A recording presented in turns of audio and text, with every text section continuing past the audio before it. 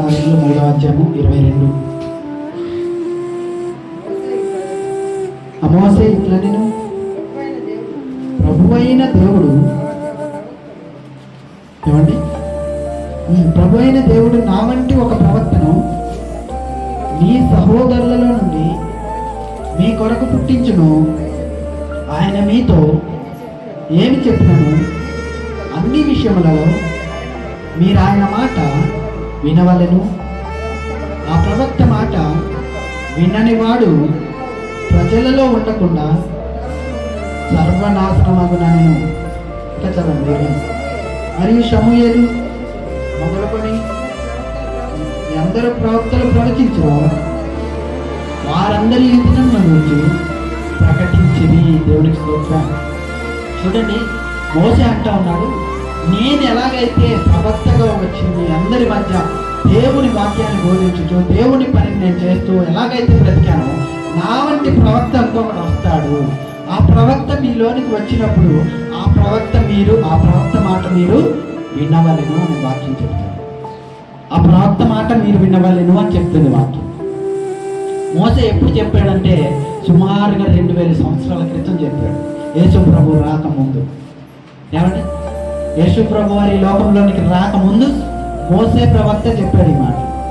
మోసే, సమూయేలు, యెషయా ప్రవక్త, జకరియా ప్రవక్త, వీళ్ళందరూ ఈ మాటని చెప్పుకొని వచ్చిన వారు. ఏమని చెప్పాడు? మీ అందరి మధ్యగా ఒక ప్రవక్త వస్తాడు. ఆ ప్రవక్త మాట ఎవరైతే వినడో వాడి ప్రజల నుంచి ఏమవుతాడట? సర్వనాశనం అవుతాడు. ఆయన చెప్పిన మాటను విన్నవాడు ఏమవుతాడు? బాగుపడతాడు. ఆయన చెప్పిన మాట అనుసారంగా నడిచిన వాడు ఏమవుతాడు? బాగుపడతాడు, మార్చబడతాడు, జీవితంలో ముందుకు వెళ్తాడు. ఎవడైతే ఆయన చెప్పిన మాట వినడో లోకంలో నాశనం అయిపోతున్న వారు అనేక మంది ఉన్నారా? అట్టి విధంగా సర్వనాశనం అయిపోతారు. ప్రియమైన దేవుని సంగమా, నిజంగా ఈరోజు మనం ఆయన మాట విన్నవారిగా ఉన్నాము కనుకనే మన గృహాలు, మన కుటుంబాలు ఎంత చక్కగా కట్టబడతాయి. ఏమండి, ఈరోజు మనమందరం ఆయన మాట వింటున్నాము కనుకనే మన కుటుంబాలు, మన సంఘాలు, మన గృహాలు ఎంత చక్కగా కట్టబడ్డాయి.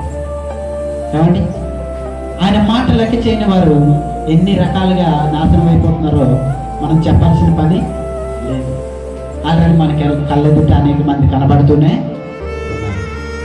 ప్రియమైన దేవుని సంగమం, యేసు ప్రభు చెప్పిన ప్రతి మాట కూడా, యేసు ప్రభు వారు అన్న ప్రతి మాట కూడా, ఆయన చెప్పిన ప్రతి మాట కూడా మన జీవితాలు, మన బ్రతుకులు మార్చడం కోసం, మన బ్రతుకులన్నింటినీ సరిచేయడం కోసమే అని చెప్పాడు అన్నమాట.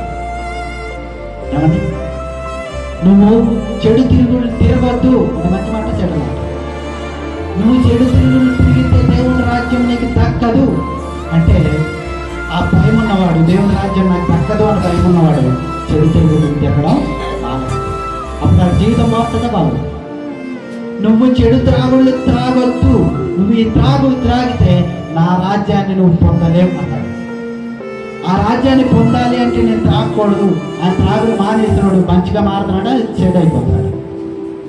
ఇవే దేవుడు చెప్పిన మాట. కానీ ఇవి మనకు నచ్చాం. ఎవరైనా మనకి నచ్చినట్లుగా చెప్తే మాత్రం మన లోకంలో ఉన్న ప్రజలకు, మనకు చాలా నచ్చుతాయి కదండి. మనకి నచ్చినట్టుగా కనుక వాళ్ళు చెప్తే, ఇప్పుడు ఇక్కడ చెప్పే వాక్యము కూడా ఎదుటి వారికి నచ్చినట్టుగా చెప్తే వారికి నచ్చుతాయి.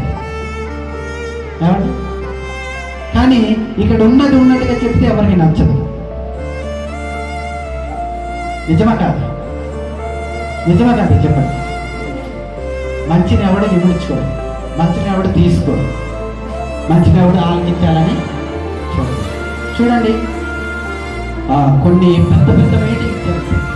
పెద్ద పెద్ద మీటింగ్స్లో మంచి మాటలు చెప్తారు, దేవుని లేఖనాలు, దేవుని వాక్యాలే చెప్తారు. కానీ అక్కడికి ఎవడు వెళ్ళడు. అక్కడికి ఎవడు, ఎక్కడైనా పండగ జరిగి రికార్డింగ్ జరుగుతున్నాయంటే పొలోమని వెళ్తాం. ఏది అక్కడ మంచి, అక్కడ మంచిది ఏది? దేవుని మాటలు వినటం మంచిది. రికార్డింగ్ డ్యాన్సులు, తత్తర అల్లరి చిత్రపత్ర డ్యాన్సులు చూడడం మంచిదా? కానీ మంచిని విడిచిపెడతారు, చెడుని దృష్టి ఉంచుకుంటారు. కనుకనే మన లోపల ఇంకా ఇలాగా ఉంది. దేవునికి స్తోత్రం.